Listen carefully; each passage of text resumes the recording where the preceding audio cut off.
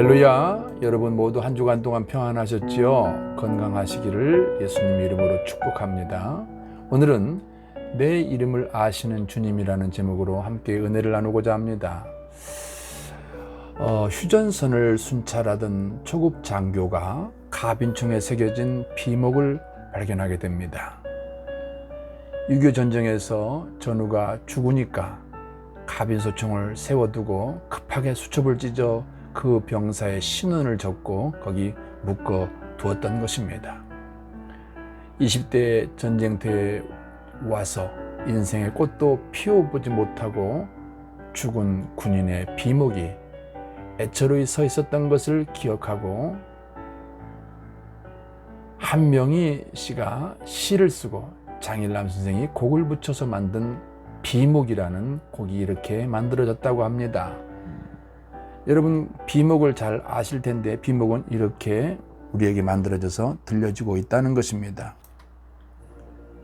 비목을 제가 그 비목의 가사를 제가 좀 읽어 드릴까 합니다. 초연이 쓸고 간 깊은 계곡 양진역에 비바람 긴 세월로 이름 모를 비목이여 먼 고향 초동 친구 두고 온 하늘가 그리워 마디마디 잊기 되어 맺혔네. 국로루 산울림 달빛하고 흐르는 밤 홀로선 적막감에 울어지친 비목이여 그 옛날 천진스런 추억을 내달퍼 서러움 알알이 돌이 되어 쌓였네.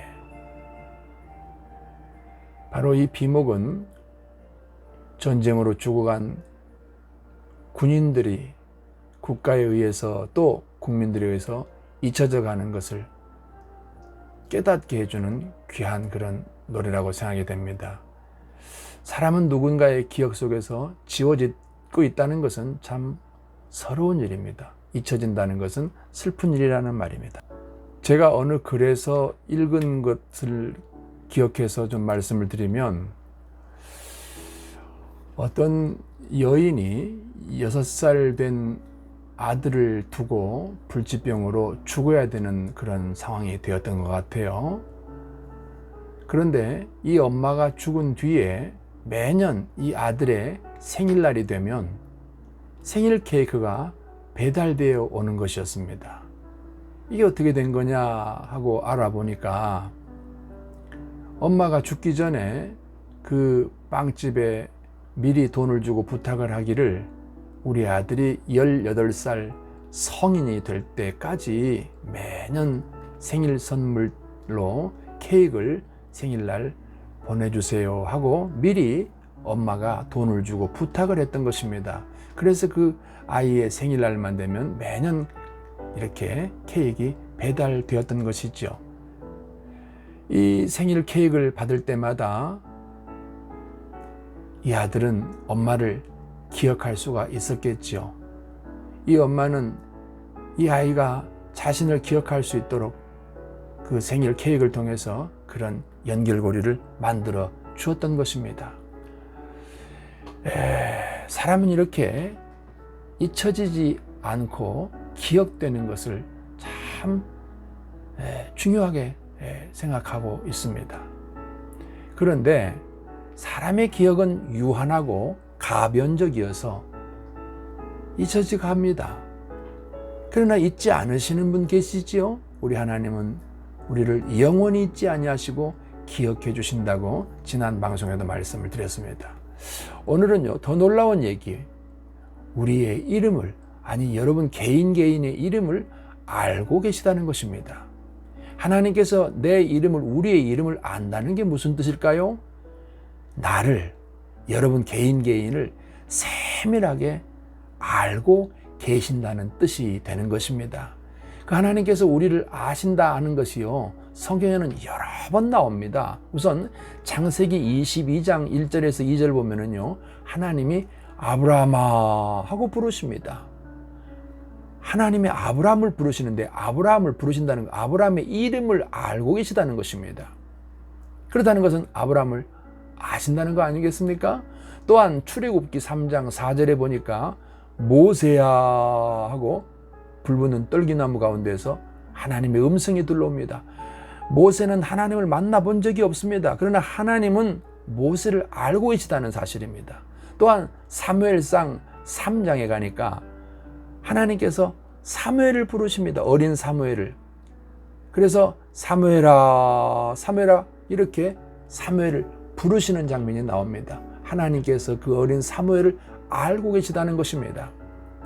예수님도요, 전도하시다가 나무에 올라간 삭개오를 바라보면서 삭개오야 내려와라 하고 삭개오를 부르십니다. 삭개오를 아셨던 것입니다. 이름을 안다는 것은 그 사람을 안다는 것이란 말입니다. 또한 사도행전 9장 4절 이하에 보니까 다메섹 도상에서 사울아 사울아 하고 사울의 이름을 부르시는 장면이 나옵니다. 하나님께서 사울을 알고 계시다는 말입니다. 그래서 사울이 묻습니다. 누구신데요? 누구십니까? 하고 묻자 나는 네가 핍박하는 예수라고 신분을 밝힙니다. 이렇게 예수님은 우리를 알고 계시다는 것입니다. 뭘로 우리를 안다는 게 증명됩니까? 이름을 안다는 것입니다. 여러분, 제가 오늘 여러분에게 진짜 귀한 말씀으로 함께 은혜를 나누고자 하는 것이 바로 지금부터인데요. 하나님이 이렇게 우리 이름을 다 아시지만 하나님 자녀가 된 백성들, 하나님께서 예수를 통해서 피로 값을 주고 사신 구원받은 하나님의 백성들은 다 아십니다. 그렇지요. 그러나 오늘 말씀드리고자 하는 것은 그런 중에도 특별하게 기억해 주시는 이름이 있다는 것입니다. 누구를 특별하게 기억할까요? 첫째는 에스라서에 보니까 그들이 포로로 있다가 70년 만에 귀환을 합니다. 귀환을 해서 스룹바벨을 통해서 성전을 세웁니다. 그리고 또 느헤미야를 통해서 성벽 공사를 합니다. 그리고 에스라를 통해서 그 돌아온 유대인들을 부흥시키는 성경 교육을 합니다. 이러는 가운데 성전 건축을 방해하는, 아주 지독스럽게 방해하는 사람들이 있었습니다. 하나님께서 에스라 4장 1절 이하를 쭉 읽어보면은 그 성전 건축을 방해하는 사람들의 이름이 나와요. 여기 이름이 나온다는 사실은 성전 건축을 방해한 사람들의 이름을 하나님께서 기억하고 알고 계시다는 것입니다. 이게 무서운 것입니다. 에스라 4장 6절에 보니까 그 대적들은, 성전을 못하고로 방해한 대적들은 말입니다. 누구냐? 바사왕 고레스 시대로부터 다리오 때까지 재건을 방해했으며 아하수에로가 즉위할 때는 글을 써서 성과 성벽을 건축하는 유다와 예루살렘 거민을 고발까지 했다고 그랬습니다. 이들의 이름이 기록되어 있습니다. 비슬람, 미르드낫, 다브엘, 또 그의 동료들 르훔, 서기관 신세, 디나 사람, 아바삭 사람, 다블렛 사람, 아렉 사람, 바벨론 사람, 수산 사람, 이렇게 다 이름이 기록되어 있습니다. 중요하죠? 이 방해한 자들의 이름을 기록하고 있다는 것은 하나님께서 방해자들을 알고 계시다는 것입니다. 두 번째로 하나님께서 기억하는 이름이 있는데요. 바로 성전 건축을 위해서 귀환한 이스라엘 백성들이 온갖 주변의 방해와 박해와 협박, 죽음의 위기에서도 굴하지 아니하고 성전 건축에 참여한 사람들이 있습니다. 에스라 3장 6절로 9절에 보니까 이렇게 말씀하세요. 예루살렘에 있는 하나님의 성전에 이른 지 2년 둘째 달에 스알디엘의 아들 스룹바벨과 요사닥의 아들 예수아와 다른 형제 제사장들과 레위 사람들과 무릇 사로잡혔다가 예루살렘에 돌아온 자들이 공사를 시작하고 20세 이상의 레위 사람들을 세워 여호와의 성전을 감독하게 하며 이에 예수아와 그의 아들들과 그의 형제들과 간미엘과 그의 아들들과 유다 자손과 헤나닷 자손과 그의 형제 레위 사람들이 일제히 일어나 하나님의 성전 일꾼들을 감독하더라. 이거 보세요. 하나님의 성전에 누가 일을 했는지, 하나님의 성전을 세우는 일에 누가 동참을 했는지를 다 세히 기록을 하고 있다는 것입니다. 그뿐 아닙니다. 느헤미야서 3장 6절 이하를 쭉 읽어보다 보니까 성벽 재건에 동원된, 성벽 재건의 공사에 함께한 자들, 성벽을 재건하는데 함께한 자들의 이름이 다 써 있습니다. 몇 사람만 제가 6절 이하만 읽어보겠습니다. 옛문은 바세야의 아들 요야다와 부소드야의 아들 무술람이 중수하여 그 들보를 얹고 문짝을 달고 자물쇠와 빗장을 갖추었고, 그 다음 기브온 사람 물레아다와 메로노 사람 야돈이 강 서쪽 총독의 관할에 속한 기브온 사람들 및 미스바 사람들과 더불어 중수하였고, 그 다음은 금장색 하랴의 아들 우시엘 등이 중수하였고, 그 다음은 향품 장사 하나나 등이 중수하되 그들이 예루살렘의 넓은 성벽까지 하였고, 이거 보세요. 자세하게 누가 했는지를 어디서 어디까지는 누가 했는지 소상하게 기록하고 있다는 것은 바로 이것이 하나님의 기억 속에 있다는 것이며 하나님의 이들의 이름을 알고 있다는 것입니다. 참 놀라운 일이죠. 자, 결론입니다. 어떤 결론일까요? 아주 무서운 결론이 하나 있습니다. 뭡니까? 자, 이제 성전 건축을 방해한 사람들과 성전 재건에 함께 동참해서 참 먹던 면에서는 목숨을 걸고 삶을 들여서 성전 건축에 동참한 사람들의 소개를 했습니다. 이제 아주 무서운 결론 하나가 있습니다. 뭔 줄 아세요? 이 성전을 세운 사람들이 결국은 이스라엘의 공동체에 속하게 되더라 이 말인 것입니다.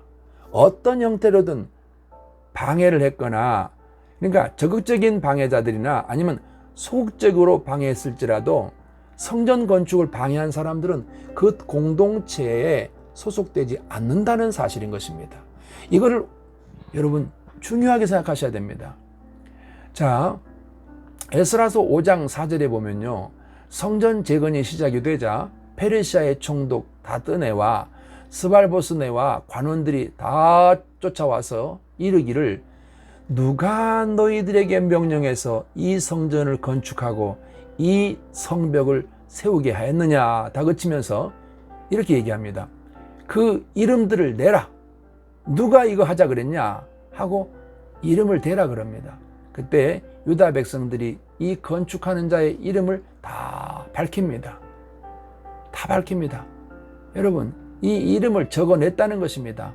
이것은 무엇을 의미하는 것입니까? 생명을 내놓았다는 것입니다. 왜요? 그 이름이 적혀 올라가면 그들이 죽음을 당할 수도 있습니다. 현실적으로 무서운 결과가 있을 수 있음에도 불구하고 그들은 목숨을 걸고 성전을 건축하는 일을 위해서 자기의 이름을 밝힙니다. 내가 했다는 것이죠. 내가 했다는 것이죠. 주저함 없이 그들은 자신의 이름을 밝히고 있다는 것입니다. 이 부분을 읽을 때마다 저도 감동을 받습니다. 여러분, 이것이 오늘 우리 시대에 어떻게 적용이 돼야 될까요? 오늘 교회 시대에, 우리 시대에는 바로 오늘 이 말씀들이 무엇으로 연결이 돼야 됩니까? 바로 교회를 세우는 일로 연결이 되는 것입니다. 교회라고 하는 것은 건물을 의미하는 것이 아닙니다. 교회는 예수님 믿고 구원받은 성도들의 모임을 교회라 그럽니다. 이 교회를 세운다는 것은 뭘 해야 되겠습니까? 교회당 바깥에 하나님 모르는 불신 영혼을 찾아가서 그들에게 예수님을 증거해서 예수님을 영접하게 하고 예수님의 영으로, 하나님의 영으로 거듭나게 만들어야 됩니다. 이렇게 될 때 그들은 교회를 세우는 것입니다. 그 한 사람이 교회가 될 때 교회가 세워지는 것입니다. 또 다른 사람에게 그와 같은 과정을 거쳐서 한 사람을 세우면 교회를 세우는 것입니다. 바로 이 일이 오늘 우리 시대의 성전 건축인 것입니다. 고린도전서 3장 16절은 말씀하십니다. 너희가 하나님의 성전인 것과 하나님의 성령이 너희 안에 계시는 것을 알지 못하느냐 이렇게 말씀하십니다. 바로 이 일을 하는 사람, 바로 이 교회 세움에 동참한 사람들이 교회 공동체에 속하게 됩니다. 어떤 형태로든지 소극적인 방해라는 것은 특별히 앞장서서 교회를 방해하지는 않지만 이 사명에 주저합니다. 뒤로 물러가 있습니다.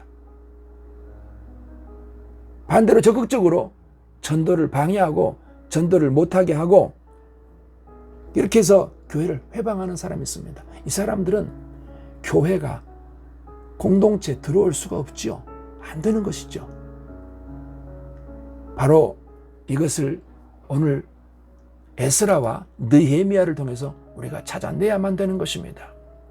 자, 성경 마지막 책이 요한계시록인데요. 요한계시록 2장에 보니까 버가목 교회에 주신 말씀 중에 이기는 그에게는 내가 감추의 만나를 주고 또 흰 돌을 줄 터인데 그 돌 위에 새 이름을 기록한 것이 있나니 받는 자밖에는 그 이름을 알 사람이 없느니라 그랬습니다. 이게 누구인가 그러면은 버가모 교회, 즉 교회로서 공동체로서 그 시대의 모든 이단 사설들을 물리치고 세속적 유혹을 물리치고 교회를 지킨 사람들입니다. 즉 교회를 세운 사람들입니다. 이들의 이름이 있다는 것입니다. 또한 요한계시록 3장 5절에도 이기는 자는 이와 같이 흰옷을 입을 것이요 내가 그 이름을 생명책에서 결코 지우지 아니하고 그 이름을 내 아버지 앞과 그의 천사들 앞에서 시인하리라 그랬습니다. 바로 여러분들이 여기에 이름이 있어야 되지 않겠습니까? 여러분들이 종말의 마지막 책인 요한계시록에 이 말씀처럼 여러분의 이름이 하나님의 기억 속에 교회를 세운 사람으로 특별하게 기억되어야 되지 않겠습니까? 그러시기를 소원하시기 바랍니다. 하나님의 교회를 세운다는 것은요, 지상 명령입니다. 교회 다니는 거, 그거 종교 생활일 수 있습니다. 교회 다니는 것이 아니라 교회를 세우는 사람이 되어야 됩니다. 예수님 부활 후에 사도행전 1장 8절이나 마태복음 28장 18절로 이하에 있는 말씀이나 마가복음 16장 15절 이하에 있는 말씀이나 다 한결같이 부활하신 뒤에 예수님의 명령은 교회를 세우라는 것입니다. 전도하는 것은 교회를 세우는 것입니다. 이 일에 적극적으로 방해하는 사람도 있습니다. 반대로 적극적으로 방해는 하지 않지만 소극적으로 뒤로 물러나서 이 일에 동참하지 않는 사람도 방해하는 사람인 것입니다. 이것이 여러분 무서운 일인 것입니다. 여러분 어떻습니까? 여러분은 이름이 특별히 교회 세운 자의 이름 속에 여러분도 포함될 수 있다고 생각하십니까? 그러시길 바랍니다. 1816년에 스코틀랜드의 한 교회에서 선교 헌금을 하는데 당시 풍습에 따라서 큰 바구니를 아마 사용한 모양입니다. 헌금위원들이 헌금을 거두어서 강단 앞에 놓으려고 할 때 11살, 10살 난 소년 하나가 그 헌금 바구니 안에 들어가 앉아버렸습니다. 그러면서 이렇게 기도합니다. 오 하나님, 저는 헌금할 돈이 없습니다. 그래서 제 몸을 헌금으로 바칩니다. 받아주십시오. 이렇게 했다는 것입니다. 그로부터 13년 후에 그 소년은 23살의 청년 교사로 인도에 가서 교육 선교사가 되었습니다. 이 사람이 그 유명한 알렉산더 더프인 것입니다. 오늘 우리 시대에 교회 세우는 일을 여러분 주저하지 마시기 바랍니다. 뒤로 물러나시기 바랍니다.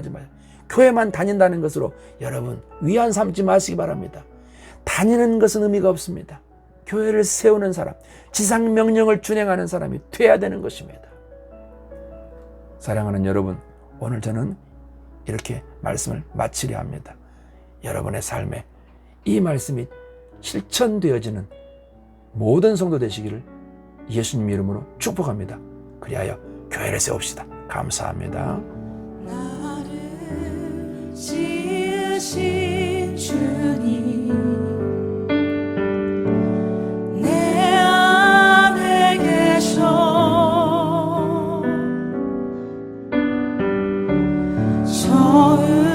처음부터 내 삶은